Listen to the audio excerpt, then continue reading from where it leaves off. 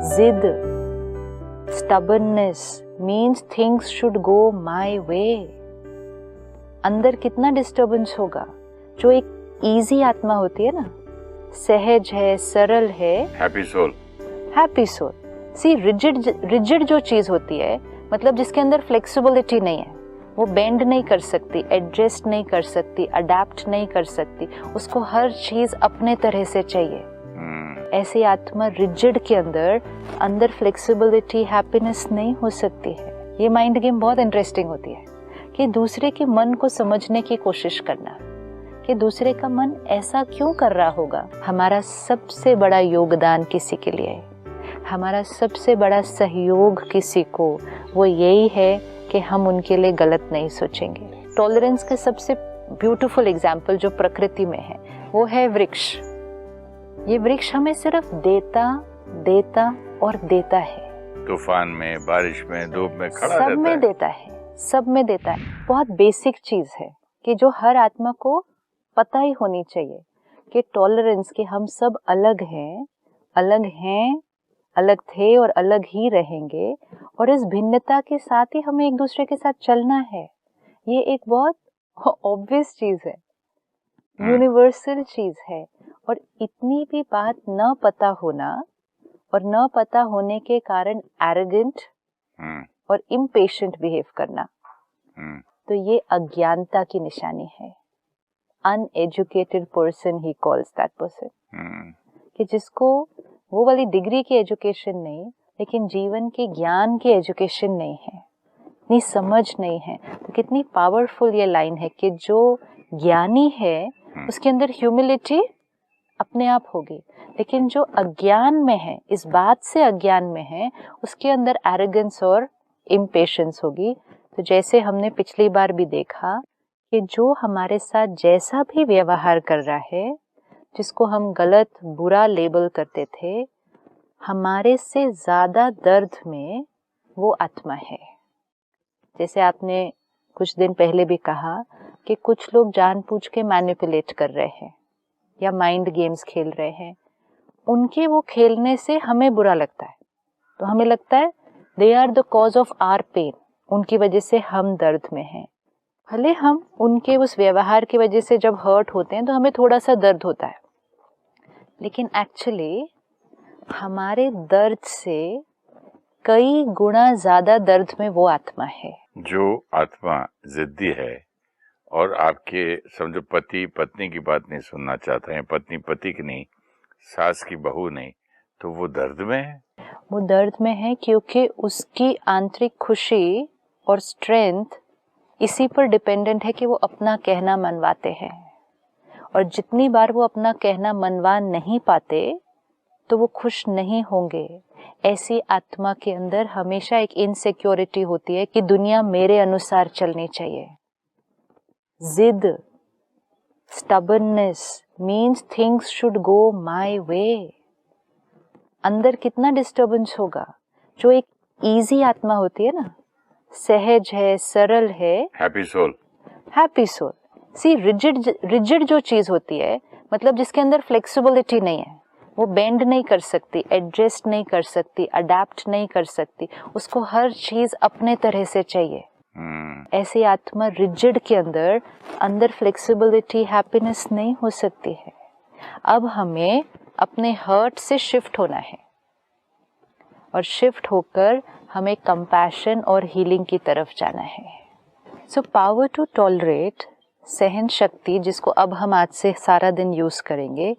जब कोई हमारे साथ कोई भी ऐसा व्यवहार करेगा जो अकॉर्डिंग टू अस कंफर्टेबल नहीं है, तो हम 1 मिनट के लिए साक्षी होकर पहले अपने आप से ये पूछेंगे कि ये जो ऐसा कर रहे हैं, इसके पीछे इनकी मन की स्थिति कैसी होगी. Which is empathy, which you said last time. Getting into the mind of the other person. ये एक बहुत माइंड गेम ये है एक्चुअली. ये माइंड गेम बहुत इंटरेस्टिंग होती है कि दूसरे के मन को समझने की कोशिश करना, कि दूसरे का मन ऐसा क्यों कर रहा होगा, इसको ऐसा करने का क्या कारण होगा इसके पीछे, इसको ऐसा करके कैसा लग रहा होगा. Very interesting. ये करने से हम अपने भी दर्द में नहीं जाएंगे, क्योंकि हमें दूसरे की मन की स्थिति समझना शुरू हो जाएगा। जैसे ही हम ये गेम खेलना शुरू करते हैं ना, ये गेम खेलने की एक आदत पड़ जाएगी। कोई भी ऐसा करेगा ना, फटाफट से उनके मन में घुसना है, और आपको थोड़े दिन के बाद it will become an art. ये भी एक कला है कि दूसरे की क्या सोच चल रही होगी, ये करने से वी विल शिफ्ट। क्या दर्द से गुजर रहा होगा? दर्द तो है ही, दर्द तो है ही। जो भी आत्मा ओरिजिनल क्वालिटी में नहीं चल रही है वो डिजीज है। हेल्थ पे हम नहीं हैं तो डिजीज है, हैप्पी हम नहीं हैं तो हम दर्द में हैं, ये तो डेफिनेट है। लेकिन उसके माइंडसेट को समझने की कोशिश जब हम ये करेंगे तो फिर उस आत्मा के संस्कार को टॉलरेट करना।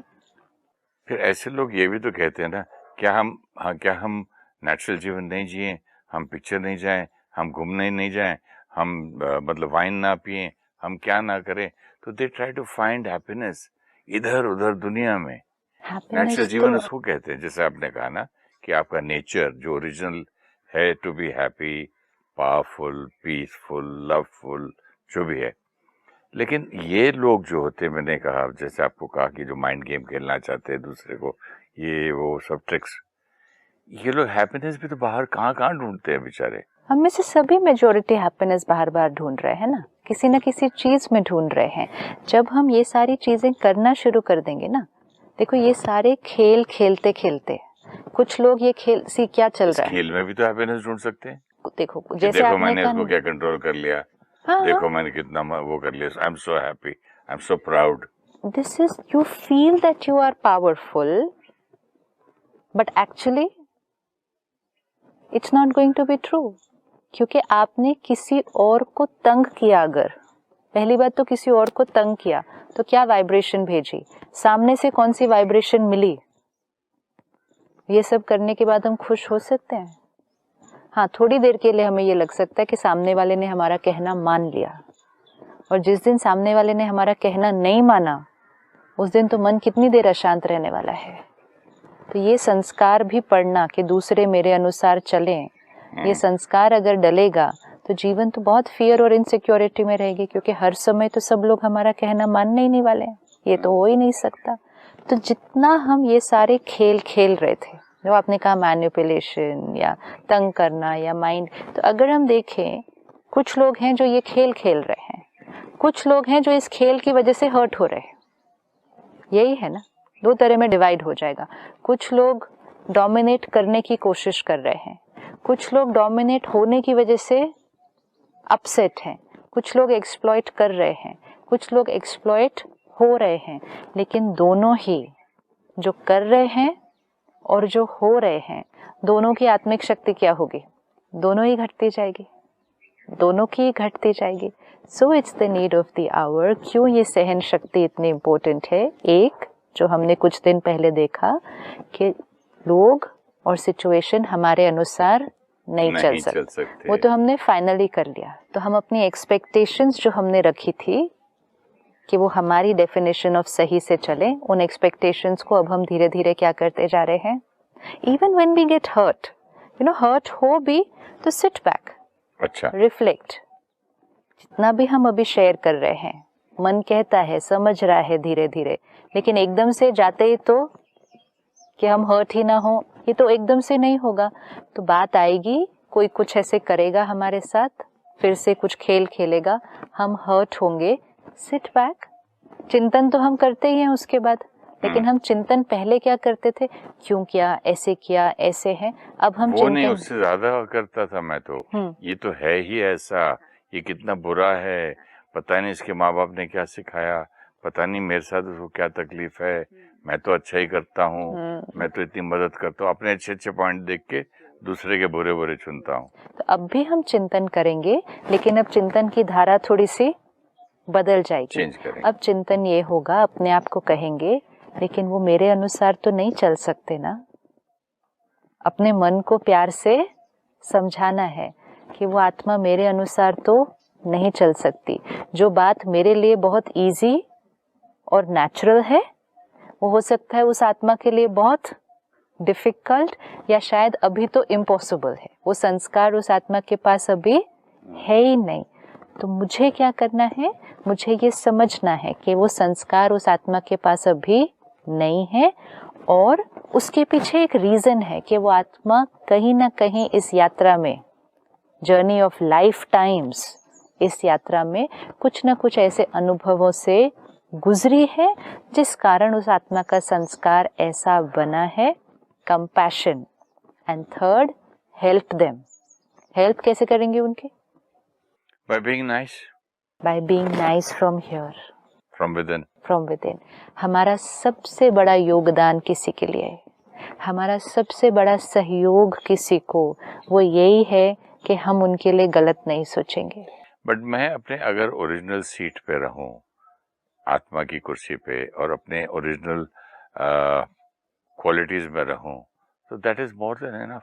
This is only what it is ना. अब ये चिंतन करते करते नहीं, मैं बुरा भी ना सोचूं, असर भी ना हो, तो फिर उसके पास मेरा कोई वाइब्रेशन ही नहीं जाएगा. हाँ, मैं बुरा भी ना सोचूं, असर भी मुझे ना हो, तो उसी के लिए ये चिंतन हम कर रहे हैं कि अगर थोड़ा सा भी हर्ट हुए तो चिंतन करके इस तरह से आत्मा फटाफट से क्या हो जाएगी, अपनी सीट पर पहुंच जाएगी, अपनी ओरिजिनल स्थिति पे पहुंच जाएगी. और हम ऐसा नहीं सोच सकते कि ये जो बंदा मेरे साथ कर रहा है ये सही है. व्हाई? क्योंकि मैंने इतने जन्मों में कुछ किया होगा दैट आई डिजर्व इट. तो जो हो रहा है, अगर मेरे लिए बुरा भी सोच रहा है तो then also this person is right and the situation is right, because everything is right, because everything is happening because of मेरे पास्ट कार्मिक अकाउंट से. वो तो है. अगर मैं ये सोचूं हाँ. और एक्सेप्ट कर लूं, चलो जो भी हो रहा है ठीक हो रहा है, हाँ. इसका मेरा लेना देना, इसने आज जो था ये करके हमारा एक चीज खत्म तो हुई, एक कार्मिक अकाउंट बंद हुआ. बस कार्मिक अकाउंट सिर्फ तब बंद होगा तब जब मैं रिस्पॉन्ड नहीं करूँ ना, बिल्कुल गलत तरीके से. और वो करते करते मैं आत्मा अपनी सहन शक्ति को बढ़ाता जाऊंगा. मुझे अपनी पावर्स को बढ़ाना है. जैसे इसमें आप मुरली में आप अक्सर पढ़ती हैं और बताती हैं कि तू मुझे याद कर. एक सिंपल लाइन, बस बाबा याद करने में लगन हो जाती है, लगन में कनेक्शन हो जाती है. और जब कनेक्शन इतनी स्ट्रांग होती कि जैसे एक बड़ी लाइट के सामने छोटी लाइट, तो वो हम वही बन जाते, उसमें खो जाते हैं, तो एक हो जाते हैं, तो फिर आप अपने ओरिजिनल संस्कार में आ गए. बिल्कुल. तो जैसे ही आत्मा अपने ओरिजिनल संस्कार में आ जाएगी, ये पावर्स ऑटोमेटिकली हमें अनुभव होंगी और फिर सारा दिन उनको यूज करना बहुत इजी हो जाएगा. जब हम ऐसे टॉलरेट भी करेंगे, हमें फीलिंग नहीं आनी चाहिए अब कि हम टॉलरेट कर रहे हैं. हाँ, जैसे कि मैं बोलो, चलो यार पुराने जन्म में मैंने कुछ दुख दिया होगा, तो आज मुझे ये दुख दे रहा है, राइट. तकलीफ तो सहनी पड़ेगी. ये टॉलरेंस नहीं है, ये वाली नहीं. ठीक है. This was the tolerance. कई बार क्या होता है, दो तरह से आ जाती है. एक, कुछ लोग जो अपने आप को सुपीरियर फील करेंगे कि हाँ इसके अंदर तो ये नेगेटिव संस्कार है, ये है ही ऐसा, पर क्या करे, अब इनके साथ रहना है तो इनको ज्ञानियों के साथ जीना है. सही बात है, मैं तो ज्ञानी हूँ. हाँ, तो मुझे इनको टॉलरेट तो करना पड़ेगा. ये एक टॉलरेंस हम समझते हैं. दूसरा, जो व्यक्ति अपने आप को इंफीरियर फील करता है कि मुझे तो इसके साथ रहना है, लेकिन क्या करूं, मेरे पास तो कोई और चॉइस है नहीं, कहीं और जा नहीं सकता, रहना तो इनके साथ ही बोला था ऐसे शादी मत करो, लेकिन क्या करूं, मैं वहाँ भी नहीं रही. वहाँ घर वापस भी नहीं जा सकती, यहाँ भी नहीं रह सकती, तो मुझे टॉलरेट तो करना ही पड़ेगा. ये टॉलरेंस नहीं है.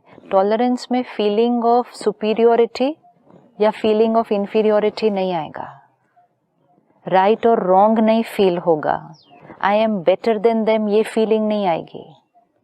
आई am good, they are not, ये फीलिंग नहीं आएगी. टॉलरेंस जो अंडरस्टैंडिंग और विजडम से आएगी, वो टॉलरेंस में सिर्फ एक थॉट आएगी, ये और मैं अलग अलग संस्कार हैं और इन अलग अलग संस्कारों को इकट्ठे रहना है. ऐसी थॉट आएगी. जब ये थॉट आएगी ना, तो मन बिल्कुल नेचुरल रहेंगे हम उनके साथ. और अपने आप को हमें कैसे चलाना है उनके साथ, तो हम अपने संस्कारों पर वर्क करेंगे कि ये अगर ऐसा करेंगे भी, कुछ ऐसा करते भी हैं, how do I have to be with them, focus is on me. जैसे टॉलरेंस का सबसे ब्यूटीफुल एग्जाम्पल जो प्रकृति में है, वो है वृक्ष. ये वृक्ष हमें सिर्फ देता और देता है. तूफान में, बारिश में, धूप में खड़ा सब रहता में है। देता है, सब में देता है। कोई आकर चाकू से इस पर कोई अपना नाम भी लिखना शुरू कर दे, काटना भी शुरू कर दे, तो भी वो उसको देता है। इसको पत्थर भी मारे तो भी वो उसको देता है। अगर कोई हमें पत्थर मारे, क्या हम उसको फल दे सकते हैं? वो हमें स्टोन मारे, हम उसको फ्रूट दे। यही वृक्ष कर रहा है ना, हमें भी वही करना है। लेकिन वो पत्थर क्यों मार रहा है? क्योंकि उसके पास अभी पत्थर है। हम वृक्ष को पत्थर भी मारें तो वृक्ष हमें पत्थर नहीं मार सकता, क्योंकि वृक्ष के पास पत्थर नहीं है। वृक्ष के पास सिर्फ एंड सिर्फ फ्रूट्स एंड फ्लावर्स है। तो हम उसको जितना भी हिलाएंगे, अब देखो कई बार जाके हम वृक्ष को हिला ही देते हैं, ऐसा जितना जोर से हिलाएंगे उतने ज्यादा फल फूल नीचे गिरेंगे हमारे ऊपर। तो कोई आपको आकर अब हिलाए भी तो उसे दुआएं देता रहता है, वो दुआएं देता है, सिर्फ दुआएं देता है। तो हमें भी कोई हमें हिलाए भी तो हमें ये समझना होगा वो खुद किस स्थिति में है, इसलिए हमें ऐसा हिला रहा है। और हम अपनी स्थिति को इतना प्रोटेक्टेड रखें कि हम उसको सिर्फ क्या देते जाएंगे? Fruits and flowers. Fruits and flowers जो हम अपनी मेडिटेशन में रोज इकट्ठी करेंगे। This is very important. जो आत्मा डेली मेडिटेशन करेगी, डेली जैसे आपने कहा मेडिटेशन करके परमात्मा से कनेक्ट होगी, क्योंकि फ्रूट्स एंड फ्लावर्स मेरे पास होने चाहिए ना देने के लिए। नहीं तो बहुत डिफिकल्ट हो जाएगा कि लोग पत्थर मारे हम फल दे, लोग पत्थर मारे हम फल दे। ये उतना इजी नहीं है, प्रोवाइडेड हमने फल कहीं से ले ना ले। यस, शक्ति भरनी पड़ेगी अपने अंदर पहले। Daily fuel, daily fuel. तो जितना हम परमात्मा से कनेक्ट होते हैं, unconditional love and power just भरता ही जाएगा अपने अंदर। सिर्फ 2 मिनट भी अगर दिन में बीच में साइलेंट हो जाए और उसको इस तरह से याद करें, अनकंडीशनल लव एंड पावर, फिर सारा दिन में लोगों को देना कुछ डिफिकल्ट बिल्कुल नहीं लगेगा। ये अब हमें सारा दिन प्रैक्टिस करना है। हम किसी से सुपीरियर नहीं, हम किसी से इंफीरियर नहीं, कोई गलत नहीं, सिर्फ वो हमारे से अलग है। संस्कार उसके अलग है। मेरा रोल है उसको क्या देना है? मुझे सिर्फ फ्रूट्स एंड फ्लावर्स देने, दुआएं, सिर्फ दुआएं देनी है, सिर्फ आशीर्वाद देना है, क्योंकि मैं शक्तिशाली आत्मा हूँ। मुझे कोई हिला नहीं सकता, और हिलाएगा तो उसको वही मिलेगा जो मेरे अंदर भरा हुआ है, क्योंकि मैं बीइंग शक्ति हूँ। मैं बीइंग शक्ति। See, that is why meditation सिर्फ वो नहीं है जो हम सुबह करें, शाम को करें या रात को सोने। मेडिटेशन मीन्स सारा दिन अपनी विचारधारा को कैसे बदलना है। जो हम कई बार देखते हैं ना कि हर 1 घंटे के बाद 1 मिनट, तो कई बार भाई बहन कहते हैं हर 1 घंटे के बाद 1 मिनट में करना क्या है उस 1 मिनट की? अगर 1 मिनट हम साइलेंस में बैठे भी, सब काम छोड़ के साइलेंट भी हो जाए, तो उस 1 मिनट में क्या करना है? उस 1 मिनट में अगर हम इतना भी अपने आप को याद दिलाएं, हर आत्मा का अपना अपना रोल है। मुझे किसी भी आत्मा के रोल के अंदर इंटैंगल नहीं होना है, ये मेरे जीवन का लक्ष्य है। मुझे किसी के साथ कॉन्फ्लिक्ट में नहीं आना है, ये मेरे जीवन का लक्ष्य है। ये हमें affirmations, these are affirmations we have to give to ourself again and again. आज तो हम चलते चलते किसी के भी साथ एंटेंगल हो जाते हैं, उलझ जाते हैं ना, हम दूसरे की एनर्जी में उलझ जाते हैं। ये किसी का वो व्हाट्सएप या मैसेज आ जाता है कि इसने ऐसा किया, ऐसा उलझ गए, और दूसरे को भी देखो इसने ऐसा किया, इसने ऐसा, जानते नहीं, सोचते नहीं, कुछ नहीं, उलझ कर कई बार चलता, अच्छा इन्होंने ऐसा कर दिया, इतना बड़ा मंत्री, इतना बड़ा फलाना, इस औरत को ऐसा, उसका आदमी का ऐसा, इसका मर्डर कर दिया, उलझना तो टप टप टप टप टप टप, non power deplete, power deplete. फिर हम साइकाट्रिस्ट के पास जाते हैं, भाई मेरा दिमाग ये नहीं चल रहा, मुझे ये नहीं चल रहा, मुझे गुस्सा आता है, मुझे तकलीफ होती है, आई फील डिप्रेस्ड। राइट। कितना डिप्लीट ये करता है। तो जीवन का लक्ष्य, मुझे किसी आत्मा की एनर्जी फील्ड में इंटैंगल नहीं होना, मुझे किसी के भी साथ कॉन्फ्लिक्ट में नहीं आना है। उस आत्मा का अपना रोल है, उस आत्मा के अपने संस्कार हैं, ये मुझे समझ आ गया। जब तक नहीं समझ आ रहा था, हम उलझ रहे थे, फिर भी ठीक है, समझ आ गया ना। अब कोई चीज पता चल गई है ना। अब पता चलने के बाद उलझना ये तो फिर वही हो गया ना जो आपने शुरू में पढ़ा कि अनएजुकेटेड, समझ आया तो भी यूज नहीं किया उस बात को। तो ये है मेडिटेशन। बार बार 1 मिनट साइलेंस में बैठ के, हर आत्मा का अपना रोल है, हर आत्मा का अपना रोल है। Very silently we have to give this power to ourself. ये है वो नए ग्रूव बनाना। पुराना ग्रूव कहेगा क्यों ऐसा किया, नया ग्रूव कहेगा हर आत्मा का अपना रोल है। तो ये अच्छा आइडिया, 1 घंटे के बाद एक अलार्म लगा लेना चाहिए एवरी आवर, और ये याद दिलाना चाहिए अपने आप को कि हर आत्मा का अलग अपना रोल है। एंड मोस्ट इम्पोर्टेंट, मुझे किसी भी आत्मा की एनर्जी में अब उलझना नहीं है। This is a beautiful I line. Can't afford it actually. उलझना, एंटेंगल करने में हम वैसे उस वक्त बन जाते हैं, उस मोमेंट के लिए हम जिसकी एनर्जी फील्ड में जाएंगे वैसे बन गए। कैसे बन गए? जैसे मैंने पहले कहा था कि हम अगर कनेक्ट करेंगे बाबा को, परमात्मा से कनेक्ट परमात्मा को, तो इतनी बड़ी लाइट है और मैं छोटा सा बल्ब, वैसे बन उसके जाएंगे। सामने में बड़ी लाइट में खो गया, एक बन गया। ब्यूटीफुल। अगर परमात्मा को याद करेंगे तो उनकी एनर्जी फील्ड में इंटेंगल हो जाएंगे, तो उन जैसा बन जाएंगे। जैसे आपने कहा कभी हम संत महात्माओं से मिलने जाते हैं, उनकी एनर्जी फील्ड में जाते हैं, तो हमारी एनर्जी फील्ड उनकी एनर्जी फील्ड से इंटेंगल होती है। तो हम कहते हैं कितना पीसफुल लगा, कितना प्योर लगा।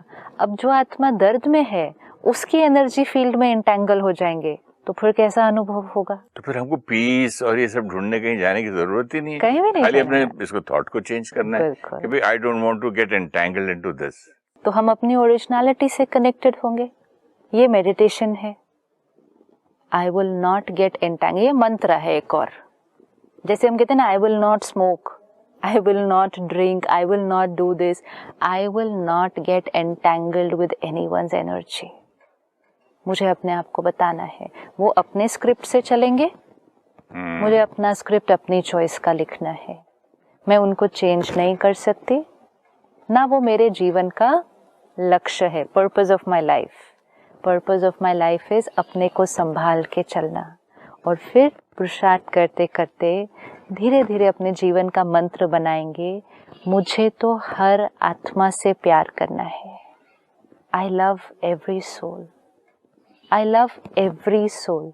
Why should we, instead of this, I can say कि I just radiate only love। हाँ, तो मेरी सिर्फ प्यार की दुकान है, बस मेरे पास और कुछ नहीं मिलता है। कुछ आए भी तो मेरा रोल क्या है?